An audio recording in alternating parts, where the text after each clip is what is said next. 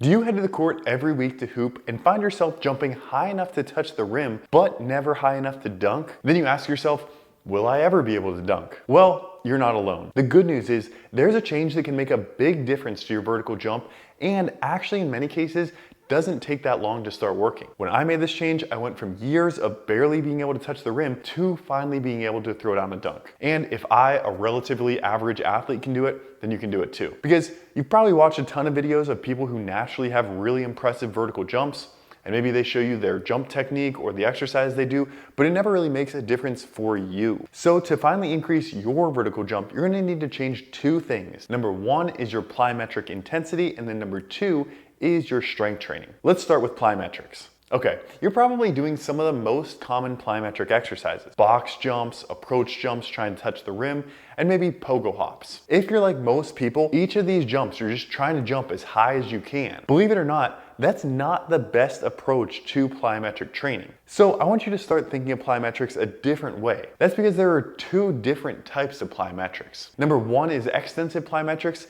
and number two is intensive plyometrics. Extensive plyometrics are low intensity plyometrics that largely prepare your body for the impact of higher intensity jumps. Intensive plyometrics are your truly maximal jumps.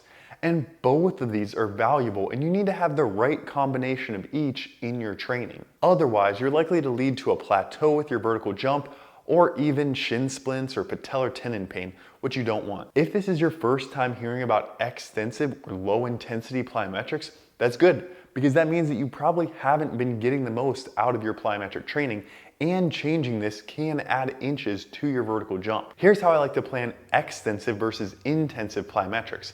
And I've seen this work all the way from my high school athletes all the way up to my NBA athletes. Extensive plyometrics are going to involve, first, a variety of landing forces. This means that they can be vertical, side to side, bounding from left foot to right foot, split stance, backwards, and even involve deep knee bends. These extensive plyometrics prepare your muscles, tendons, ligaments, and bones to handle a variety of landing forces. To do that, you need to be hitting the ground in different ways, with different ankle positions, different degrees of knee bend, etc. This preparation is key for setting the foundation for your maximal jumps to be more effective and for keeping you from getting injured. Secondly, extensive plyometrics are going to involve locomotion. This means that they need to be more than just up and down. That's because the important part of jumping is teaching your body how to move efficiently. You need to learn how to contact the ground efficiently under your center of mass while moving forward. And surprisingly, it's actually pretty difficult for your body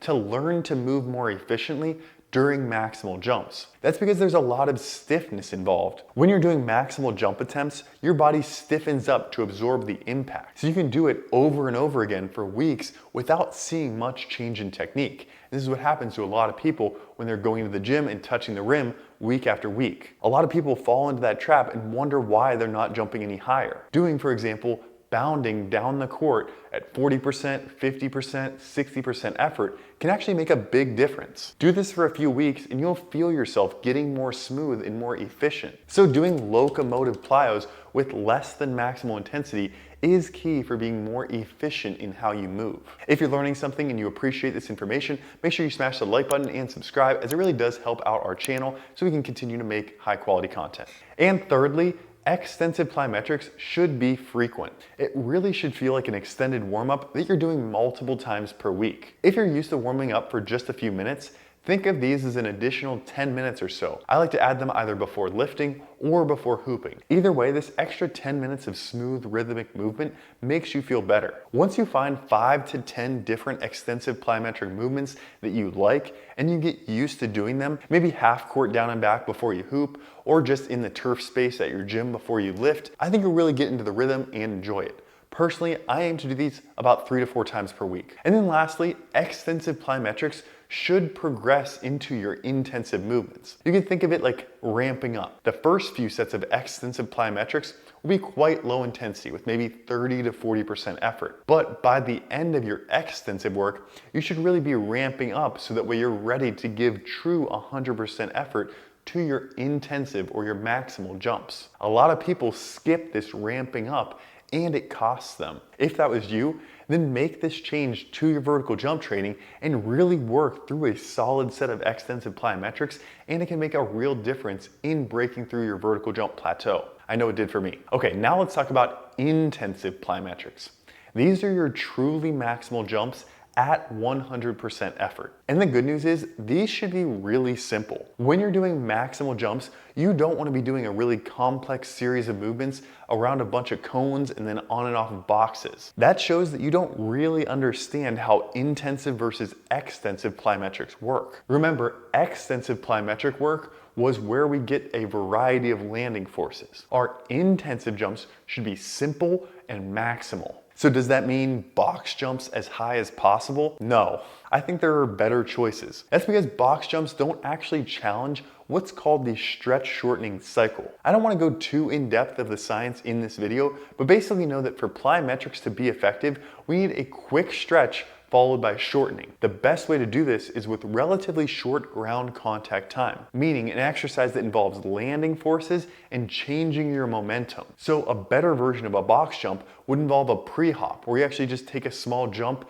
and then you jump up into the box. Or better yet, you can do a depth jump where you carry some real momentum down into the landing. And potentially even better than that is a repeated hurdle jump where you're doing this multiple times and you're getting landing forces and then redirecting your momentum up and over a hurdle. There are a lot of different exercises that can be beneficial here. On two legs, depth jumps, hurdle jumps, broad jumps, things like that. But you also want to include single leg work here, specifically bounding or hopping for max distance or max height. Bounding is going from left leg to right leg and vice versa.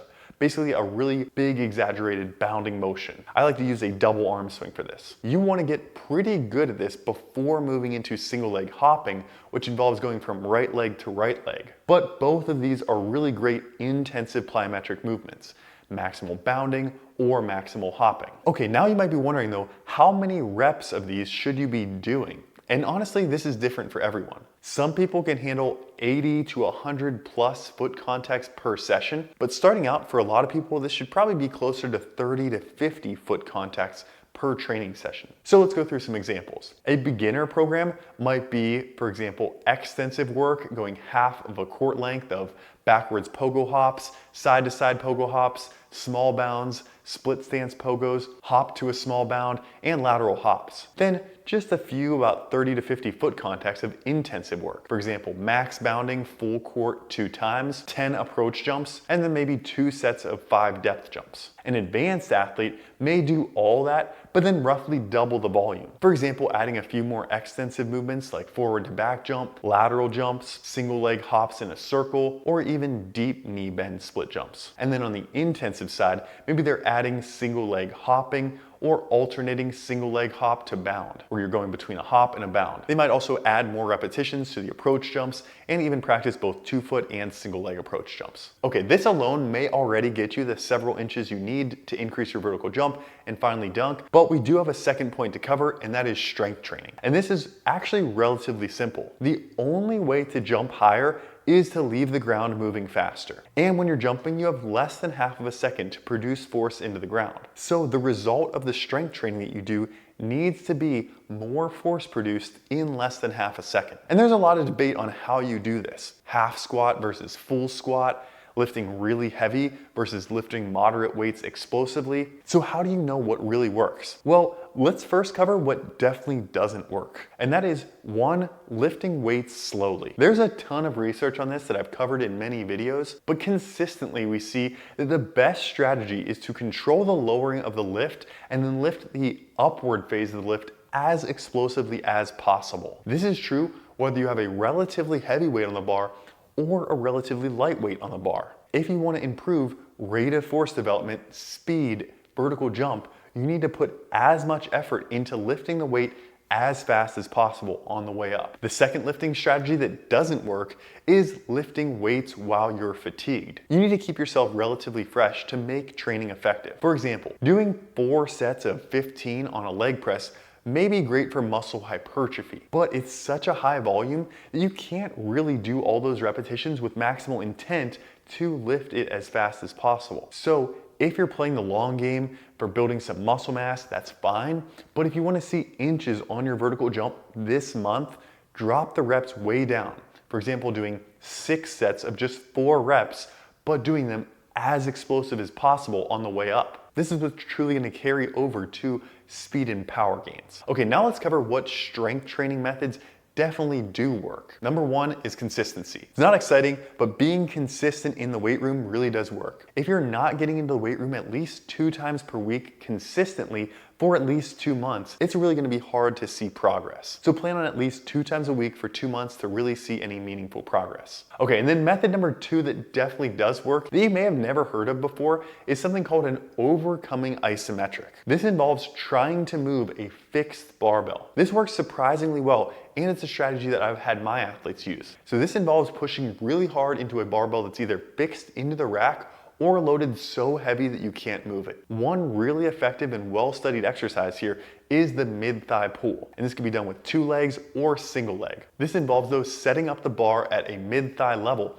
and then ramping up to pull it as hard as possible for just a few seconds. Another good exercise here is the knee iso push, which involves pushing into a barbell with a slightly bent knee. With this knee iso push, it's actually pretty similar to the mid-thigh pull, but you're kind of stacking your body directly under the barbell, and you don't have to worry about grip strength anymore. You can just really drive yourself up and into the bar. And this position with that slight knee bend should look familiar because that's where you're producing force when you're taking off, at least for a single leg jump, and with 2 legs down, it would be for a double leg jump. Personally, I like to always do the knee iso push on 1 leg. If you have force plates, you can actually measure athletes' progress and see the double leg jump and single leg vertical jump improve as these overcoming isometric numbers improve. And here's the reason that it works. It's because you're training your body to produce maximal force in a limited amount of time, which is exactly what you need to do to jump higher. You're doing this with strength training as well, but with these overcoming isometrics, you can actually spend a lot of time very specifically at that max force. Whereas during traditional lifting, you're probably only getting that for a brief moment on the way up, and you're really only getting it, again, if you're using that maximal intent to lift the bar as fast as possible. And there are some specific benefits to isometrics that you may be surprised to learn about. Because a lot of people are surprised to find out that your muscles don't actually lengthen and shorten when you jump. Rather, when you're jumping or you're sprinting at really high speeds, your muscles act isometrically while your tendon is what's lengthening and shortening to absorb and transmit force. This was surprising to me as well when I first figured it out, but it really helped me understand training methods better and make better training decisions that actually improved my vertical jump. So I realized that doing isometrics is a little bit unintuitive at first because you're not actually lifting any weight, but I'd really encourage you to give it a try. I personally like the protocol of doing 3 sets of 4 repetitions for 4 seconds each, meaning 4 seconds on the right leg, 4 seconds on the left leg, repeat 4 times, rest for about 2 minutes, and then do it again for the second set. And again, you can do this with any number of different exercises, but for jumping, I think the mid-thigh pull or the knee iso push are important to do. All right, to summarize, if you've hit a plateau with your vertical jump, there were 2 main things that I want you to try. 1 was adding extensive plyometrics with a variety of landing forces, and 2 was improving your strength training to specifically improve rate of force production. Since you made it to the end of the video, I want to offer you a 20% discount on the Movement System Vertical Jump program, which has helped hundreds of athletes just like you get their first dunk. Once you sign up, you'll download the Train Heroic app and you'll see your workouts right in your training calendar in the app, so that way you know exactly what to do when you get to the gym. This takes all the guesswork out of training and helps you maximize your vertical jump in the next 12 weeks. So don't hesitate and waste time wondering if you'll ever be able to dunk. Start training hard and seeing your vertical jump improve today. Use the code TheMovementSystem20 for 20% off today. All right, thanks so much for watching, guys. I hope you learned something. Feel free to drop any training questions in the comments below. Subscribe so you don't miss any future videos, and I'll catch you in the next one. Thanks.